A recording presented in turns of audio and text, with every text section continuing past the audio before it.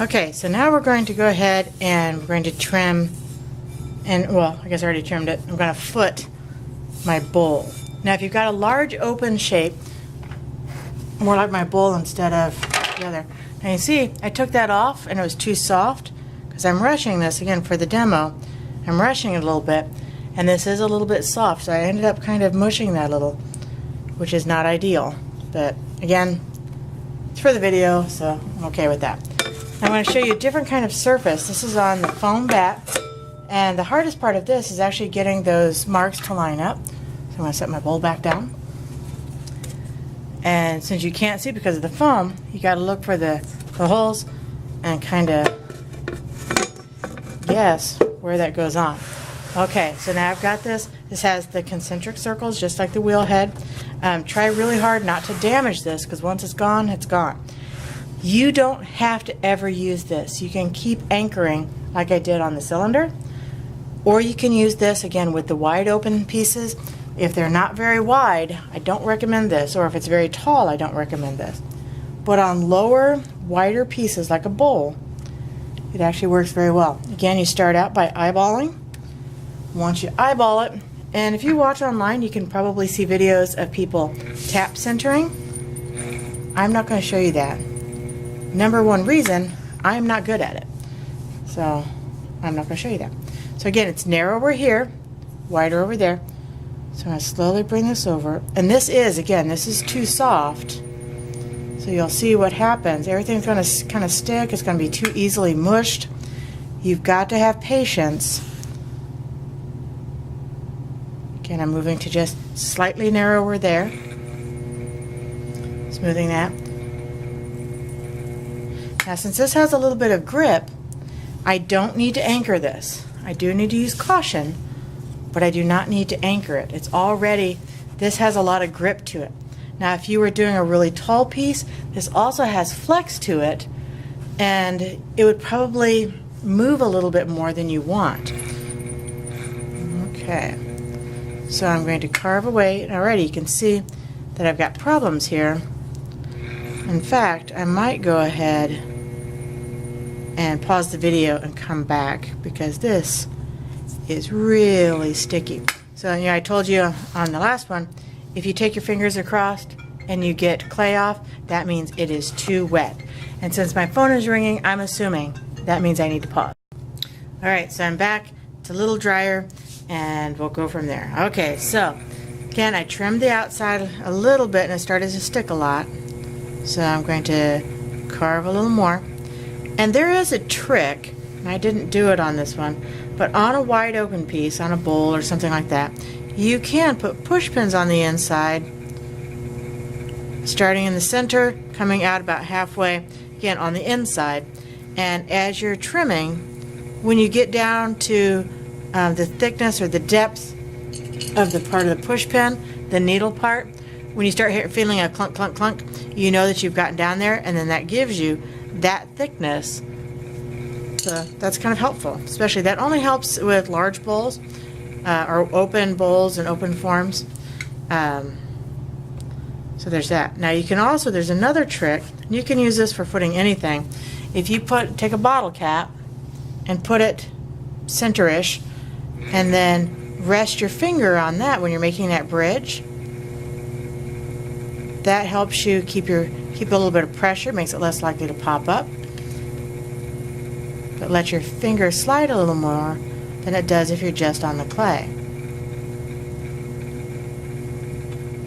Now you may be thinking during all of this, why do we have to foot?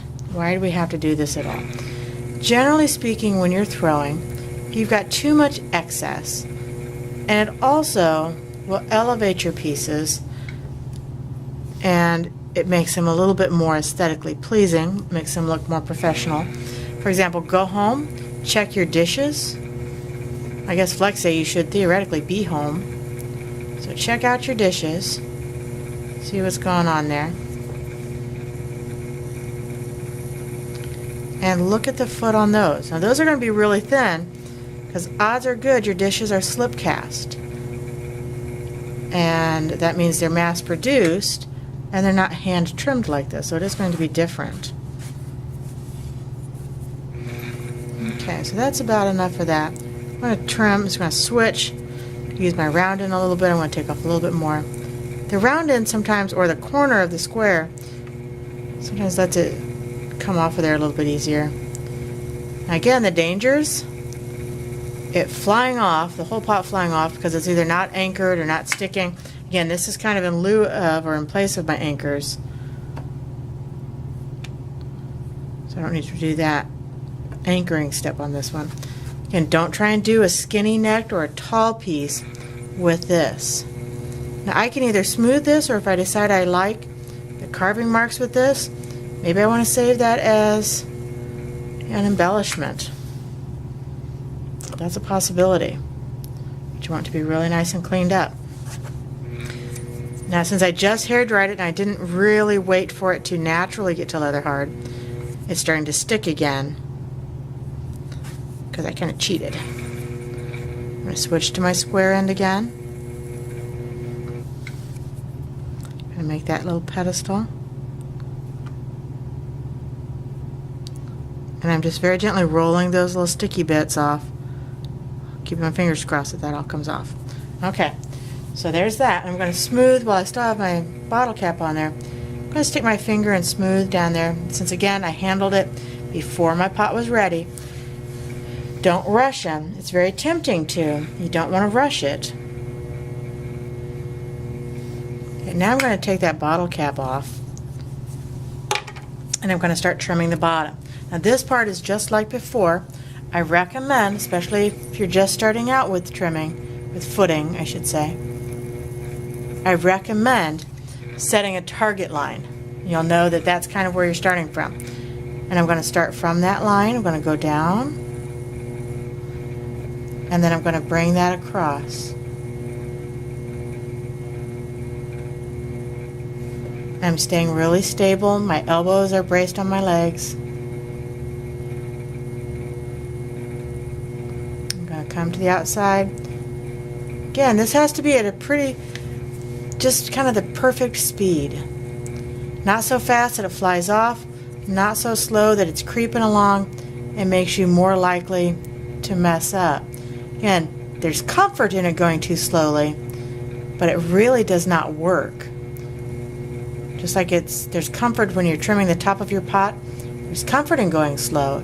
It seems as though it's safer, but it's really not. Okay. Now once I've got that trimmed, if I tap like that, and if it sounds really hollow, I'm getting too thin. If it doesn't sound hollow, I may still be able to go a little bit more. Again, this is a little soft. It's going to be really easy for my clay to catch and drag through there.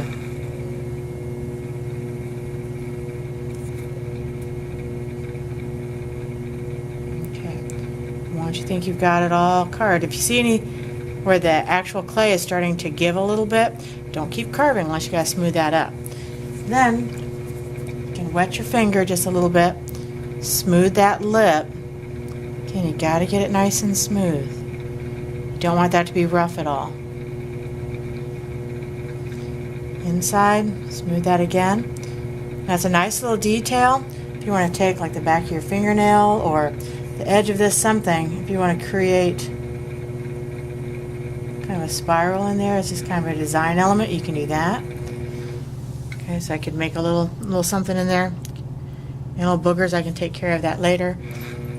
If I want to smooth these just a little bit, if it got a little bit rough, I can do that. If I need to make kind of a transition spot, I can do that. So there still can be some design things on that, and really think about how this looks compared to its original.